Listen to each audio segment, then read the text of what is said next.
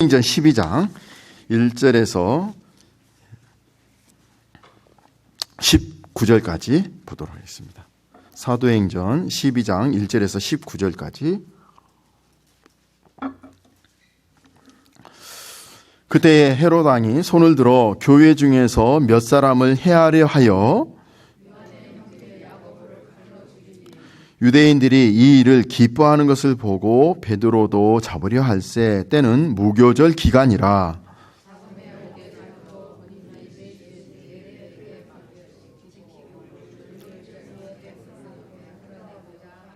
이에 베드로는 옥에 갇혔고 교회는 그를 위하여 간절히 하나님께 기도하더라.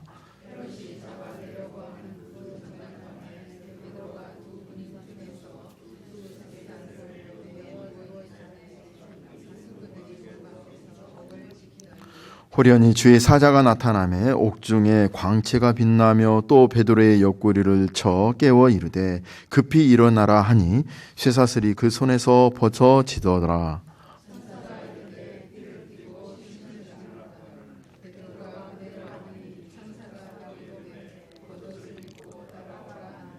베드로가 나와서 따라갈새 천사가 하는 것이 생시인 줄 알지 못하고 환상을 보는가 하니라.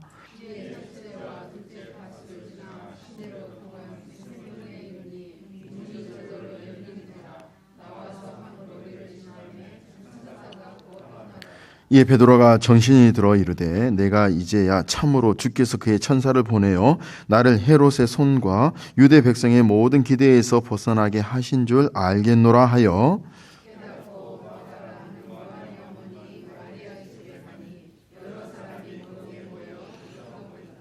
베드로가 대문을 두드린데 노대라 하는 여자아이가 영접하러 나왔다가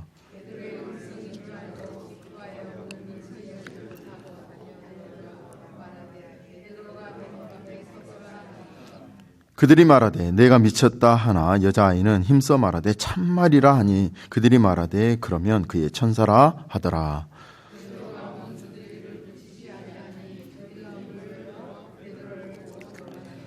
베드로가 그들에게 손짓하여 조용하게 하고 주께서 자기를 이끌어 옥에서 나오게 하던 일을 말하고 또 야고보와 형제들에게 이 말을 전하라 하고 떠나 다른 곳으로 가니라.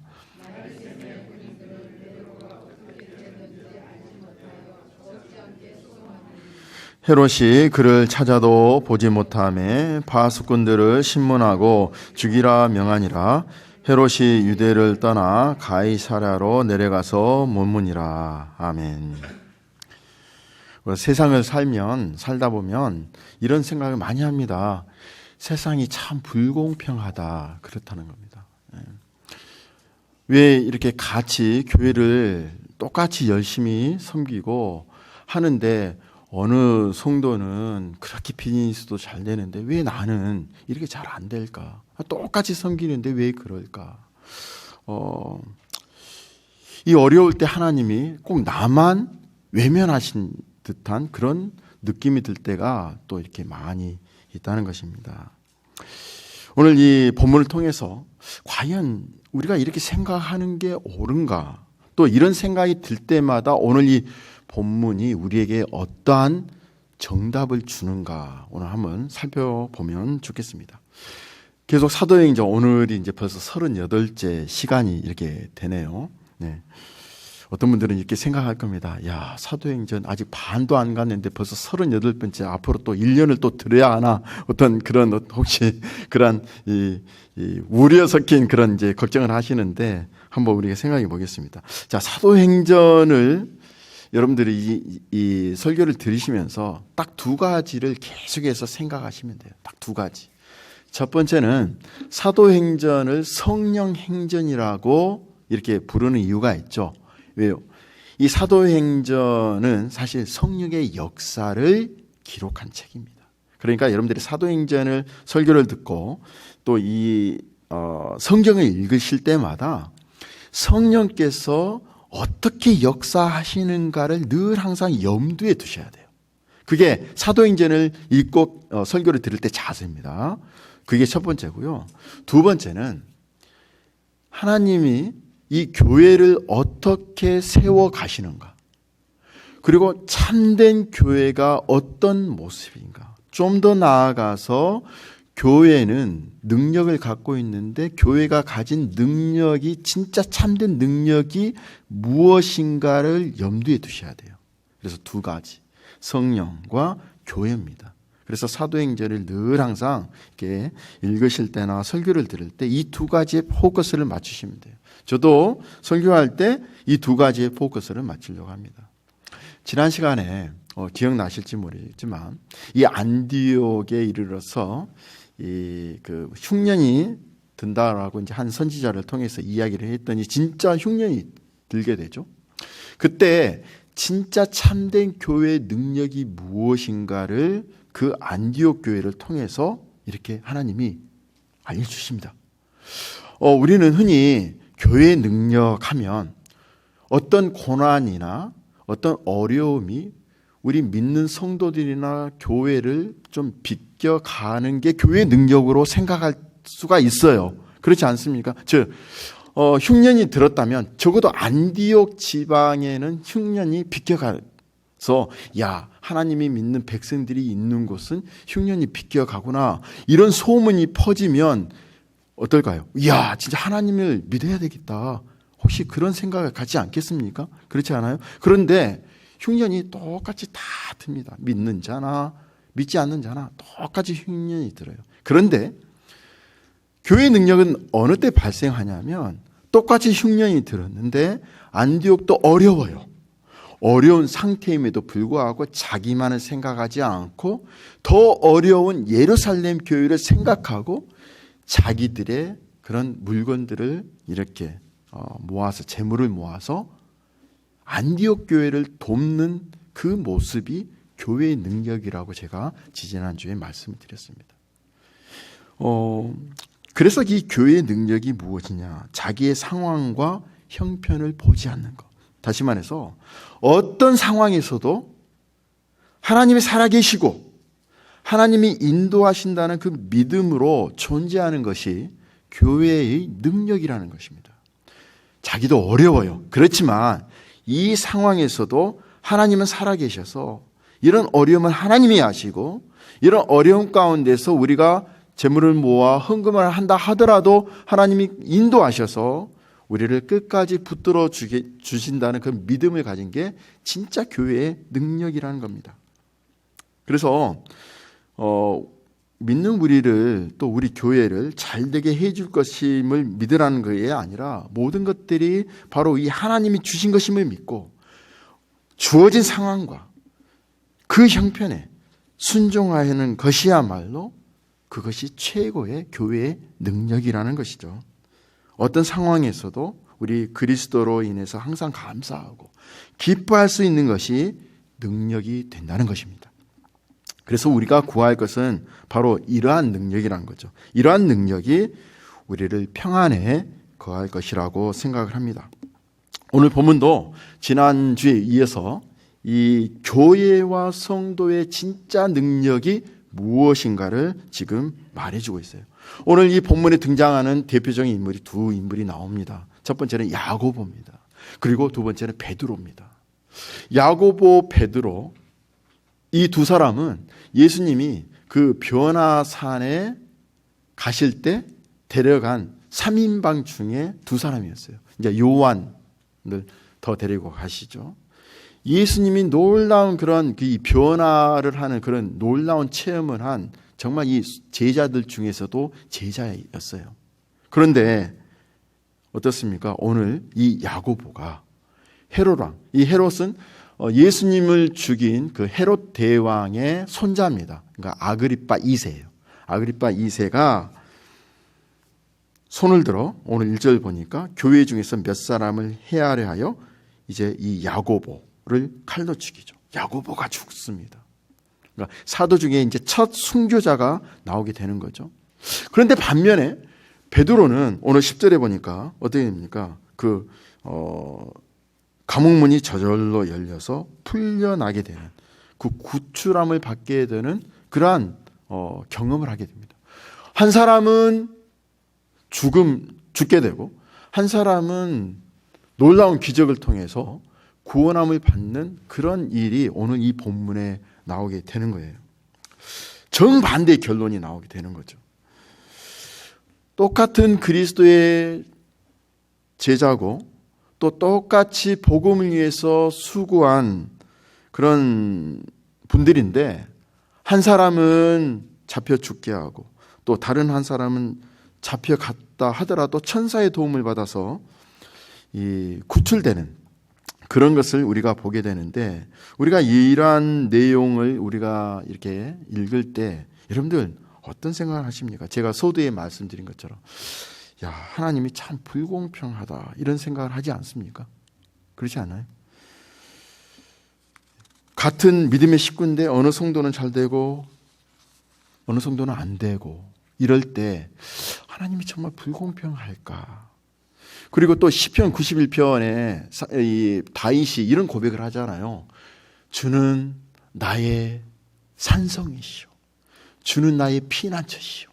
주는 나의 요새시오. 이런 고백을 하거든요. 그런데 야고보, 죽음을 당한 그 야고보를 보면 주님께서는 전혀 피난처도 안 돼주시고 요새도 안 돼주시고 성도 안 돼주셨거든요. 그러면 이 다윗의 고백이 다윗의 한 사람만의 고백으로 끝나버리는가? 아니면 하나님이 다윗만 사랑하고 야고보는 사랑하지 않았는가? 그러니까 불공평하고 언페어하다 이런 생각을 우리가 가질 수가 있습니다. 그런데 사람들의 생각이 이제 이런 것을 보면서 어떻게 생각하냐면 베드로가 더 할 일이 많기 때문에 베드로를 살려주었을 것이다 이렇게 생각을 합니다. 그런데요, 이것은 우리 인간적인 생각이에요. 왜냐하면 복음을 전파하는 일은 하나님이 하시는 일이지 우리 인간이 하는 일이 아니잖아요. 그렇기 때문에 하나님의 입장에서 보면 우리 인간들이 생각하는 그 생각은 틀렸다는 것을 우리가 알 수가 있습니다. 하나님 앞에 다 야고보나 베드로는 다 똑같은 하나님의 백성입니다.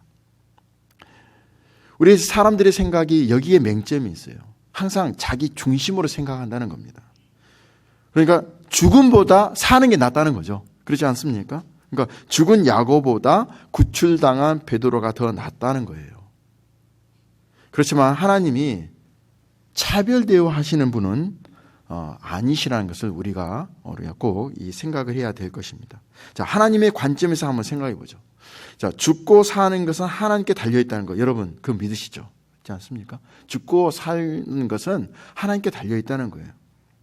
그리고 이 성도에게 죽음은 사실 어떻습니까? 여러분, 진짜 여러분들이 정말 영생을 가졌고 예수 그리스도가 나의 구주라고 생각하시는 우리 성도들에게 있어서 죽음은 그걸로 끝나는 겁니까? 아니잖아요. 그것은 진짜 새로운 안식에 들어가는, 어떻게 보면 축복된 자리가 우리 그리스도를 믿는 사람들에게서는 죽음이 바로 축복된 자리라는 겁니다. 자, 하나님의 관점으로 보면 야고보의 죽음이 사람의 관점으로 볼 때 악한 것이다, 잘못된 것이다, 복받지 않는 것이다 이렇게 생각할 수는 있지만 하나님의 관점에서 보면, 성경의 관점에 보면 야고보의 죽음이 결코 그렇지 않다는 겁니다. 우리가 그것을 알아야 되는 거예요. 하나님은, 교회가 이 하나님을 알게 되고 하나님만을 의지하고 또 어떤 일에서도 우리 교회됨을 보여줄 수 있는 그 교회를 만드시기 위해서 지금 야고보가 죽는 일을 하나님이 허락하시고 베드로는 살리셨다는 것입니다. 자, 즉 죽고 사는 것은 하나님께 있으니까 어떤 일이 있다 하더라도 어떤 일에서도 두려워 말라는 것을 가르치기 위해서 이러한 두 가지의 극단의 사건을 우리 하나님의 일으키셨다는 것을 우리가 볼 수 있다는 거죠. 당시 교회는 야고보가 이제 순교를 당하고 베드로까지 오게 잡히니까 많은 염려를 이게 했다는 겁니다. 그러니까 5절 보시면 교회를 하여금 기도하게 하잖아요. 바로 그러한 염려 속에서도 하나님께 의지하는 것을 배우게 하기 위해서 야고보가 죽는 것을 하나님이 허락하시고 베드로를 잡히게 하셨다는 거예요. 그리고 베드로를 살리심으로써 교회는 이 하나님의 인도와 하나님의 그 다스림에 있음을 가르치시는 것이라는 겁니다. 자, 우리도 이 하나님의 뜻에 의해서 다르게 쓰임을 받을 수가 있어요. 이것을 안다면 우리는 서로 비교하지 말아야 된다는 겁니다. 어떤 형태로든 쓰임을 받든지 오직 주를 위해서 쓰임 받도록 하기 위해서 때로는 야고보처럼 때로는 베드로처럼 쓰신다는 것을 우리가 알아야 된다는 겁니다. 그래서 이 교회나 믿는 성도들은 오직 이 주님의 은혜로 살아가고 있음을 증거해야 한다는 거예요. 교회는 아무것도 없어도 오직 그리스도의 은혜 때문에 그 하나님의 인도하심, 그 하나님의 그 긍휼하심, 하나님의 베푸신 그 은혜로 인해서 감사와 기쁨으로 모여야 한다는 겁니다. 이것이 바로 하나님 앞에서 바로 서는 하나 된 교회의 모습이라는 겁니다. 이러한 교회로 우리 하나님은 이제 만들어 가기 위해서 때로는 야고보 같은 성도를 있게 하시고 때로는 베드로와 같은 그런 성도가 있게 하신다는 겁니다. 그렇기 때문에 우리는 여기서 우리가 알아야 되는 건 어떤 일에서도 우리 하나님을 늘 항상 배워야 한다는 거예요. 그 하나님의 다스림을 배워야 한다는 겁니다. 기도하면서 하나님께 맡기는 법을 배워야 한다는 것이 바로 교회가 나가야 할 그런 방향이라는 거예요. 그 하나님께 맡기는 법을 구체적으로 보여주는 것이 오늘 이 감옥에 갇혀있는 베드로의 모습인 것 같아요. 베드로가 지금 쇠사슬에 묶인 채 잠을 자고 있어요. 그런데 그 표현에 보면 양쪽에 군인이 있습니다. 군인이 양쪽에 자면서 군인과 자기 자신과 쇠사슬에 함께 묶여져 있어요. 왜 헤롯 그 아그리파 2세가 이렇게 했을까? 사도행전 5장에 보면 베드로가 또 이 감옥에 갇힌 때가 있었죠. 그런데 또 하나님께서 주의 천사를 보내서 감옥에서 살리는 역사가 있었어요. 그걸 잘 알고 있어요. 그래서 이제는 베드로만 감옥에 넣는 게 아니라 감옥에 넣을 때 양 옆에 군사, 그것도 쇠사슬로 서로 다 묶어서 베드로가 혹시 일어나면 같이 끌려서 일어나서 알아차릴 수 있도록 그렇게 했다는 거예요. 그런데 이제 그런 상태에서 베드로가 이제 잠을 자고 있죠. 잠을 자고 있는 베드로에게 천사가 와서 옆구리를 이렇게 쳐서 깨웁니다.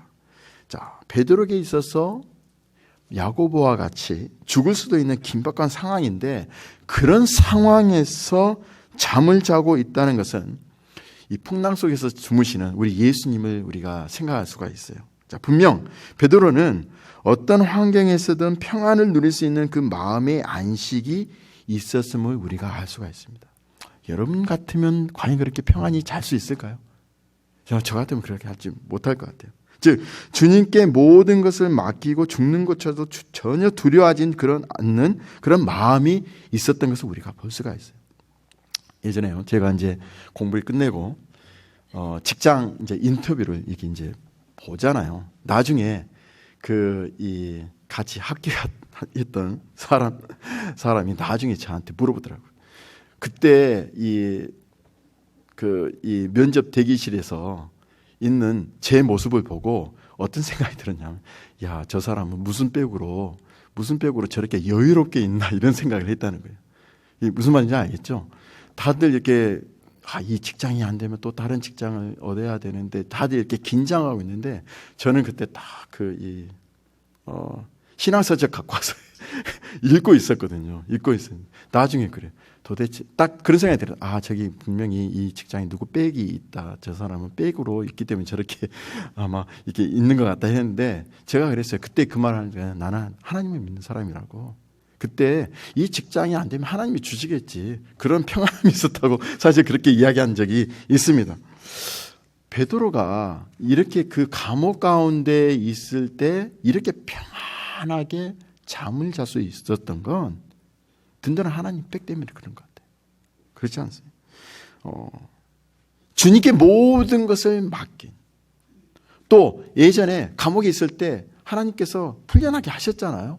그렇지 않습니까? 그래서 베드로는 내가 설령 여기서 죽는다 하더라도 이게 하나님의 뜻으로 받아들이고 내가 죽으면 하나님의 나라로 예수 그리스도의 그 영광된 그 자리로 간다는 확신이 있고 또 나를 살려주시면 또 열심히 나가서 복음 전도하는 거, 이런 내가 죽든지 살든지 오직 하나님의 그 인도하심에 나를 맡기니까 그냥 잠이 오는 거예요. 아마 간수들은 못 잤을 것 같아요. 혹시 또 이렇게 풀려날까 봐서. 그런데 베드로는 코를 골면서 이렇게 자고 있는 이 모습이 우리에게 무엇을 보여줍니까?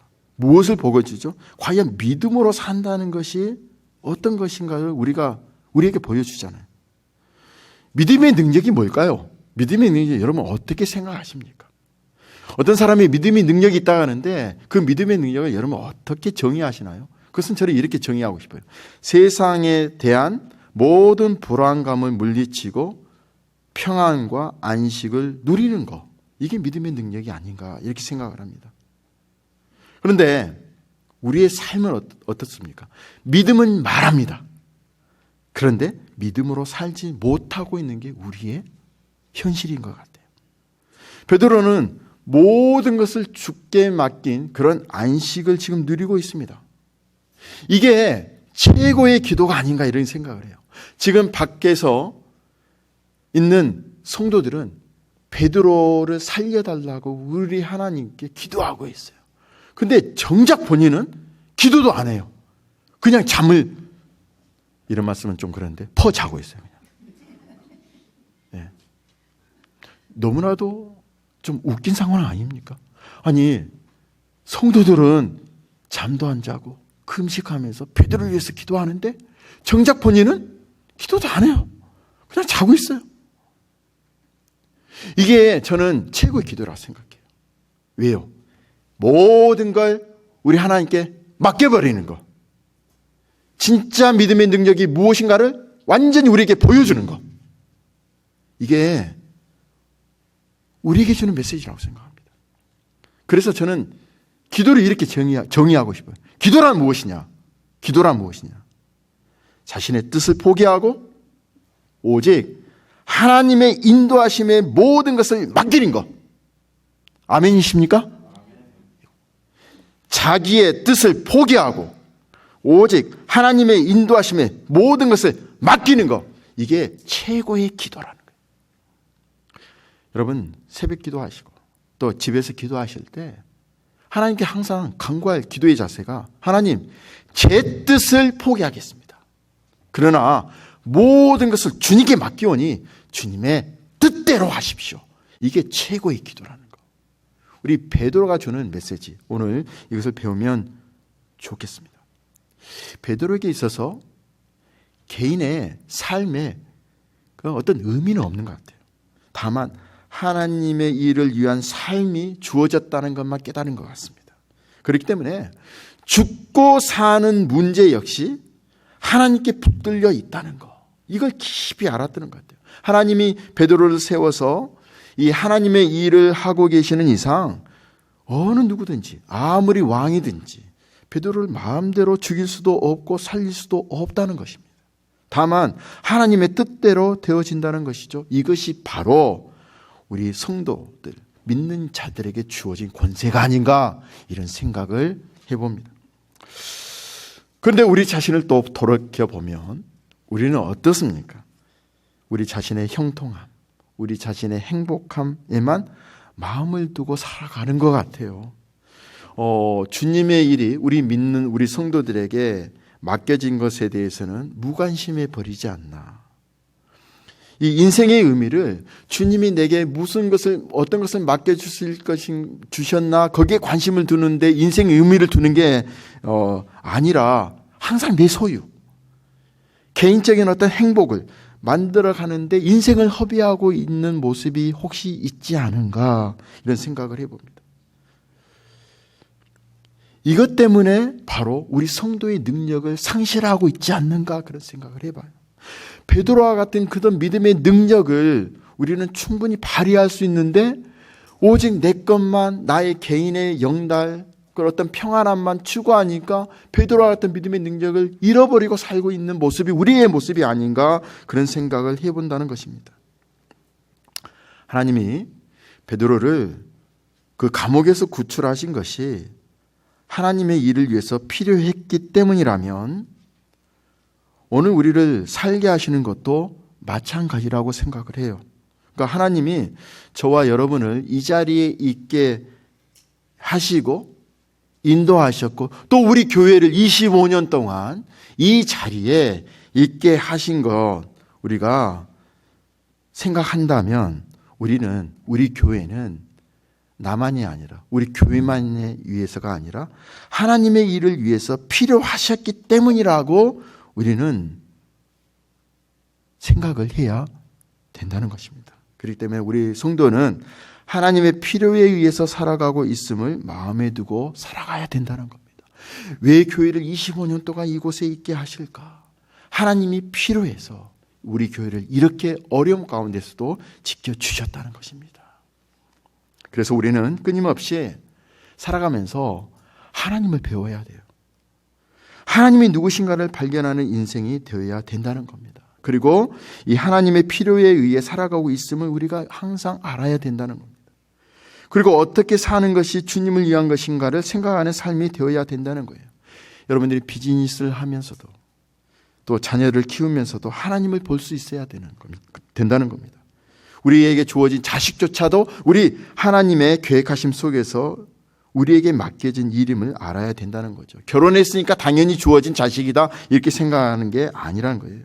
모든 것이 하나님이 계획하시고 작정하신 대로 되어진다는 겁니다. 오늘날 우리 성도의 나약함은 어디에 있느냐?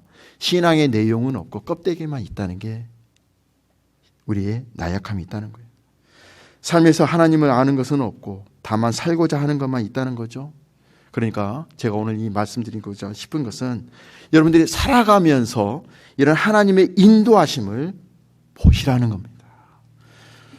감옥에서 구출된 이 베드로 이제 어떻게 해야 됩니까? 마가라는 그 요한의 어머니 집에 사람들이 모여있는 기도하는 곳으로 찾아가죠. 베드로는 이 하나님의 기적을 또 다시 한번 체험합니다. 우리 같으면 이 하나님의 기적을 이렇게 이제 체험했으니까 더욱더 두려움 없이 헤롯에게 이 대항하면서 복음을 전하야겠다는 생각을 갖고 할 수도 있을 텐데 또 도저히 빠져나올 수 없는 감옥에서도 구출되는 마당에 겁낼 것이 무엇인가 이렇게 이야기하면서 막 다닐 텐데 베드로는 자기를 이끌어 감옥에서 나오게 한 일을 이제 기도하는 성도들에게 말하고 또 전하라고 하고는 그냥 그곳을 떠나 다른 곳으로 가버립니다. 자, 그리고 베드로에 대해서는 이 사도행전은 잠잠하다가 15장에 잠깐 한번 등장하고는 사도행전에서 이제 아예 이제 사라져 버리는 것이죠.